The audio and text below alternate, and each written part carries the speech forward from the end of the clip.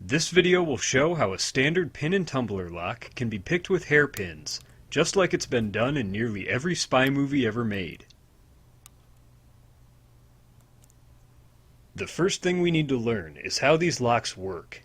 In a pin and tumbler lock like this, which is the most common type of lock in use today, a series of pins cut at different lengths prevent the barrel of the lock from turning unless each pin is pressed up to the exact right height.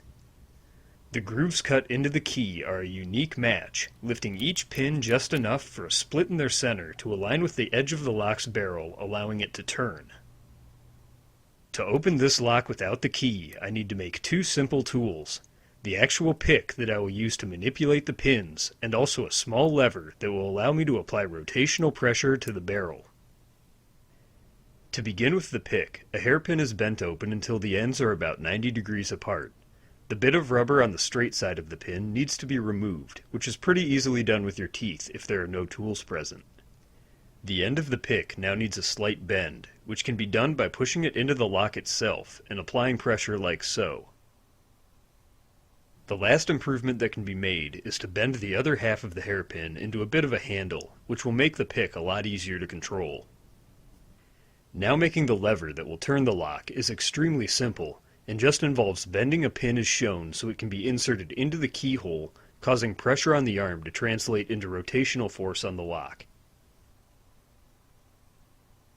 Now we're ready to actually begin picking, and our lever is inserted into the lower side of the keyhole, leaving enough room for the pick to be inserted above. The first step is to put tension on the lever with one hand so that the barrel of the lock is under pressure to turn. It of course cannot turn because the pins are in the way and cause the barrel to seize, but it's precisely this friction between the pins and the barrel that I'll be taking advantage of. Keeping tension on the barrel, the pick is inserted, and the first thing to notice is that even though the lock is under pressure, some of the pins still move up and down freely. Because of inherent imperfections in all locks, only one or two pins will ever bind against the barrel at the same time. For now, the pins that easily raise and fall can be ignored, and our focus should be on finding one that is currently seized. Seized pins can be identified by one at a time feeling each pin with the end of the pick, pressing them up slightly and letting them fall again. When we find a seized pin, it will behave differently, being much harder to push up than the rest, assuming you are keeping constant pressure on the lever this whole time. Once the first seized pin is found, which just happens to be the third pin in this lock, it is very slowly and carefully forced upwards. Eventually the split in the seized pin will align with the edge of the barrel, and there should be an audible click. The click is the sound of the barrel suddenly being allowed to rotate forward very slightly before hitting and seizing on one of the other pins.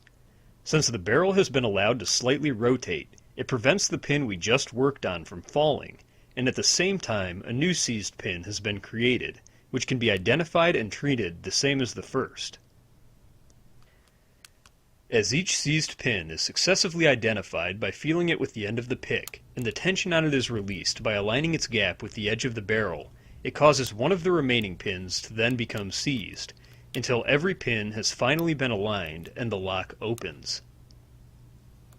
If once you believe every pin has been dealt with, you find that the lock still does not open, there's a good chance that one of the pins was pressed too high, and its gap is above the edge of the lock's barrel. If this happens, there's a chance that reducing the tension on the lever will cause the offending pin to fall into alignment and allow the lock to open, but it may also allow other pins to fall, which could require starting over. In this video, I used a transparent practice lock so you could see what I'm doing on camera, and there are a number of other practice locks like this that can be purchased online. For this skill to be of any use in a real situation though, it's important to be able to identify and adjust seized pins by feel and sound alone, as real locks don't usually come with transparent sides.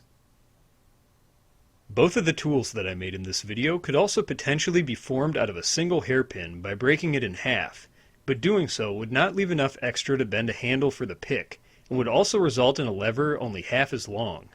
Because of these things, using an individual pin for each tool as I demonstrated here is far easier than trying to use just one, but it is possible with enough practice. This project was made in part as a collaboration with All Time Numbers, who have made their own video to go along with this one. All Time Numbers is a brand new channel from All Time Tens, with quite a few great videos out already. You can check them out by clicking on the icon on screen now, or through the link in the video description below.